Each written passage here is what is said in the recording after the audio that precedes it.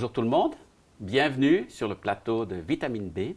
J'accueille aujourd'hui Linda Pensy McGowan. Bienvenue Linda. Merci Sylvain. Tu es à l'aise, ça va? Ça va, oui. En tout cas, on est heureux de t'accueillir sur ce plateau. Et Merci. je pense qu'il y a beaucoup de gens qui seront heureux d'entendre un petit peu ton histoire. D'accord. Donc tu as quitté ton pays pour venir en Europe il y a déjà un certain nombre d'années et tu es toujours resté ici. Pourquoi? Alors, effectivement, je suis toujours restée ici parce que l'appel de Dieu dans ma vie, c'était d'écrire des chants francophones et d'aimer les francophones. Et je n'avais pas le désir d'aller ailleurs. Voilà. Et tu l'as fait. Tu as écrit beaucoup de chants et beaucoup de gens t'ont connu comme quelqu'un qui conduisait la louange. Tu peux nous en parler un petit peu?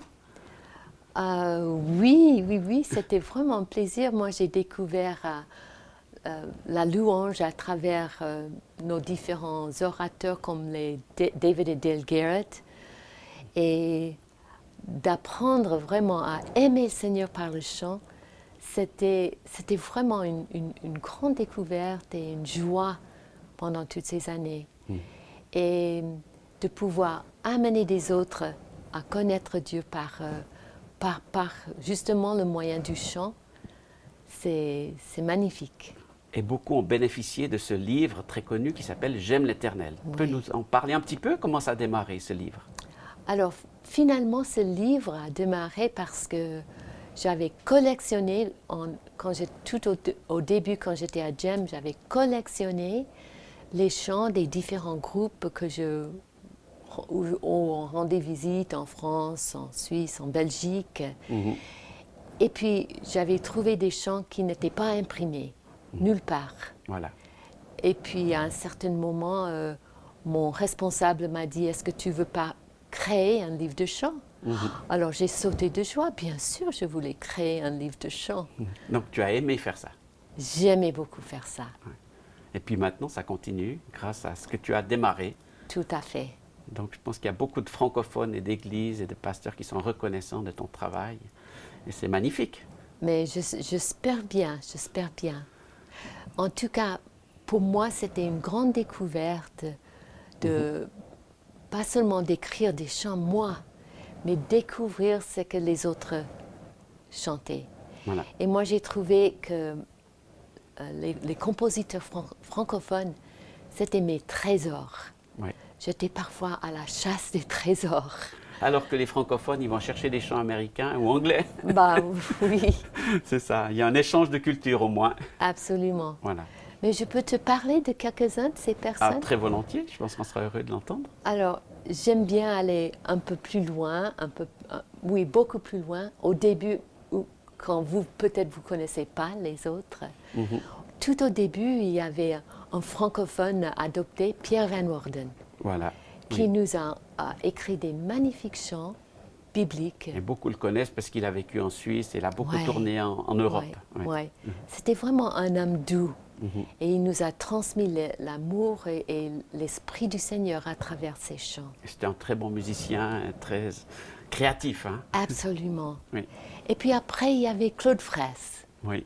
Tout le monde se souvient de Claude Fraisse. Enfin, si vous l'avez rencontré une fois, vous l'avez... Personnage extraordinaire. Oui, absolument. Mais on le connaît par ce chant. Je louerai l'Éternel de tout mon cœur. Qui n'a pas chanté ce chant? Oui, très connu. Ouais, Et puis, toutes ces découvertes des Français, Corinne Lafitte, magnifique. Fabienne Ponce, qui nous a laissé des beaux chants, des très beaux chants, Victoire au Seigneur de la vie. C'est ça. Elisabeth Bourbouze. Tom m'a dit encore hier, Tom c'est mon mari, m'a dit encore hier, Elisabeth c'est vraiment une poète. Oui, des très beaux chants. Je dis oui, elle est une poète, on aime beaucoup ses chants. Et puis aussi, enfin, si on parle des poètes, on pense à Thierry Ostrini. Exactement. Et lui, avec Chris et Laura Christensen, la vague de chants nouveaux qu'ils nous ont donnés par EXO. C'est magnifique. Magnifique. Oui. Alors Sylvain, je peux continuer. Il y a François et Christine Raymond. Et avec David Durham, qu'ils ont fait tous ces beaux chants de face à face. Oui, qu'on chante encore et qu'on apprécie. Absolument. Oui. Il y a aussi un certain Sylvain Frémont. J'en ai fait quelques-uns, c'est ça. Un de mes préférés, c'est Seigneur, ta présence fait la différence.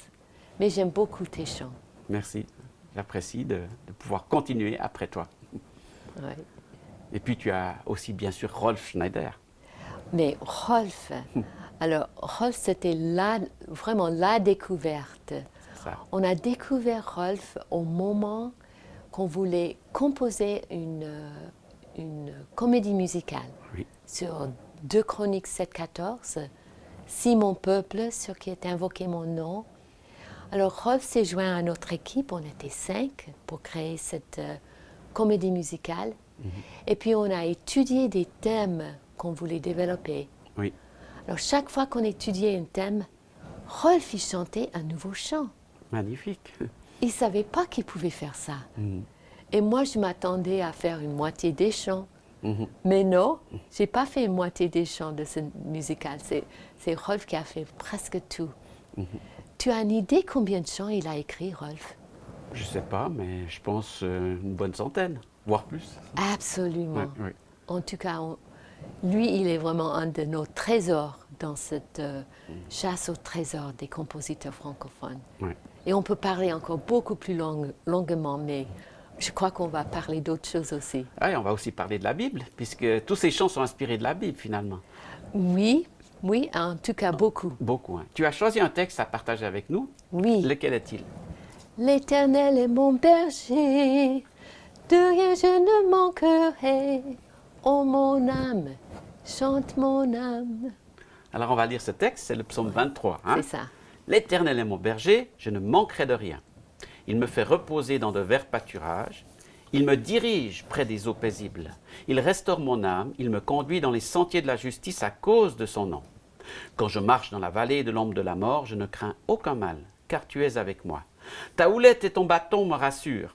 Tu dresses devant moi une table en face de mes adversaires. Tu oins d'huile ma tête et ma coupe déborde. Oui, le bonheur et la grâce m'accompagneront tous les jours de ma vie, et j'habiterai dans la maison de l'Éternel jusqu'à la fin de mes jours. C'est ça. Ah, j'aime cette psaume. Oui. Cette psaume m'accompagne spécialement depuis le début de la pandémie. Oui. À ce moment-là, je suis une personne un peu craintive. Oui. Tu as peut-être remarqué. Mais entre la pandémie et la maladie de Parkinson, j'étais un peu troublée. Oui, j'imagine. Surtout au début. Et j'ai dit, Seigneur, j'ai besoin de quelque chose qui m'aide à dormir le soir. Oui. Alors, j'ai pensé au psaume 23 et j'ai commencé pas seulement à le dire, mais à le prier tous les soirs. C'est ça. Donc c'est un médicament pour toi? Absolument. Magnifique. L'Éternel est mon berger, je ne manquerai de rien. Je me fais reposer dans de verts pâturages. Je me dirige près des eaux paisibles. Il restaure mon âme. Ça, c'est tellement important, la restauration. Et tu as vu que ça portait des fruits finalement? Oh, tous les jours. Tous les jours, je le fais encore. Et puis, je m'arrête à différents moments dans le psaume. Et je laisse le Seigneur, me parler ou me remplir. Mais je pense à ce verset, il restaure mon âme parce que j'ai une histoire à raconter. Alors, volontiers. Après mes premières douzaines d'années à GEM, j'étais très heureuse, mais j'étais épuisée. Et je suis rentrée aux États-Unis pour me soigner un peu. Et j'ai demandé à Dieu de me restaurer émotionnellement, physiquement, intellectuellement. Totalement. Alors, totalement. Voilà. Et j'ai découvert un cours à Wheaton College sur les études interculturelles missionnaires. Oui. J'ai fait une année à Wheaton College et ça m'a fait tellement de bien. Au début de l'année 85, c'était au début de ses études, non, au milieu de ses études, j'ai lu un verset, un autre psaume qui disait, où Dieu disait, « Je me lèverai, je leur donnerai la sécurité pour laquelle ils soupirent. Wow. Et j'ai dit, ça c'est pour moi, Seigneur. Je crois que c'est un verset pour moi cette année.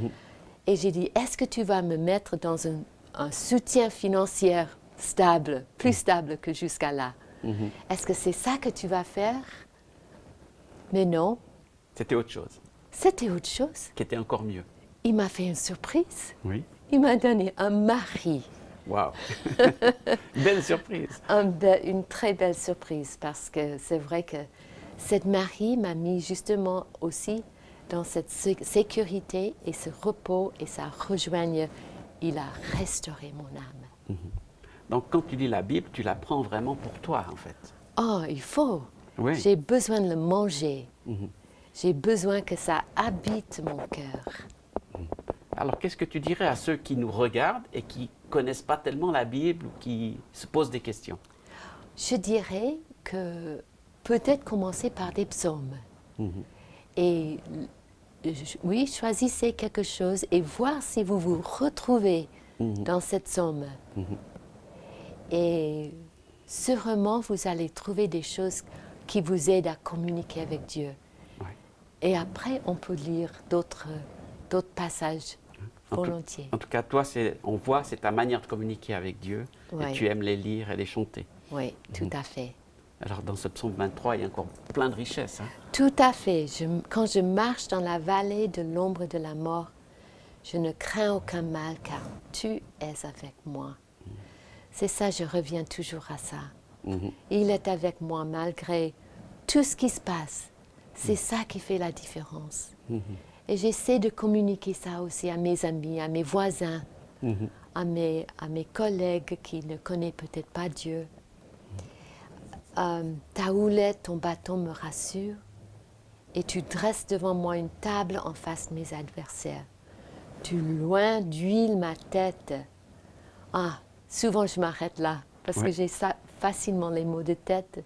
Alors j'ai dit, ok Seigneur, que ton huile coule sur ma tête et ma coupe déborde. Ça continue. Et pour finir cette somme, il y a une conclusion qui est importante. Hein? Le bonheur, oui le bonheur et la grâce m'accompagneront tous les jours de ma vie et j'habiterai dans la maison de l'Éternel jusqu'à la fin de mes jours. La bonté de l'Éternel, c'est ça qu'il faut garder devant les yeux. Oui. Moi je crois que, comme dit un autre verset, ces bontés ne sont pas épuisées, elles se renouvellent chaque matin. Et c'est ça la promesse de Dieu, et c'est ça que je recherche aussi, le bonheur, mais la bonté de Dieu. Et je crois que Sylvain, que Dieu a ça pour chacun de nous. Donc toi, tu as une grande expérience quand même de la vie chrétienne avec Dieu. Donc quand tu nous dis ça, tu peux dire que tu as goûté, tu as expérimenté. Ce n'est pas juste une histoire. Absolument. Absolument. Ça fait en fait, cette année, ça fait 50 ans que je suis à Jeunesse en Mission. Waouh, quel jubilé! Alors, je n'ai pas commencé à l'âge de 5 ans. Oui. Donc c'est magnifique, tu as vu la fidélité de Dieu pour toi. J'ai vu la fidélité de Dieu à des moments difficiles, à des moments réjouissants. J'ai vu vraiment aussi des réponses à la prière. Oui. Et tu as toujours gardé un cœur finalement pour la louange, même si avec le temps, tu as moins pu l'exercer. Tout à fait, tout à fait. Et c'est vrai que même maintenant, avec cette maladie de Parkinson, je peux chanter un peu. Oui, c'est ça. Je peux jouer un peu. Oui. Je ne peux pas faire tout ce que je faisais avant. Mais j'essaie de garder cette possibilité et de faire ce que je peux. Parce que Dieu aime toujours ma voix. Voilà. Et Dieu aime ton cœur. Et puis je pense que ton cœur aussi, tu l'as partagé avec beaucoup de gens qui ont apprécié de t'entendre et de voir ton exemple et ton modèle. Merci Sylvain. Alors merci beaucoup pour ce partage. Et c'est ce que l'on souhaite aussi à tous ceux qui nous regardent, qui nous suivent, la fin de ce psaume. Oui, le bonheur et la grâce m'accompagneront tous les jours de ma vie. On vous souhaite de pouvoir expérimenter ce bonheur et cette grâce que Dieu offre à tous ceux qui veulent le suivre.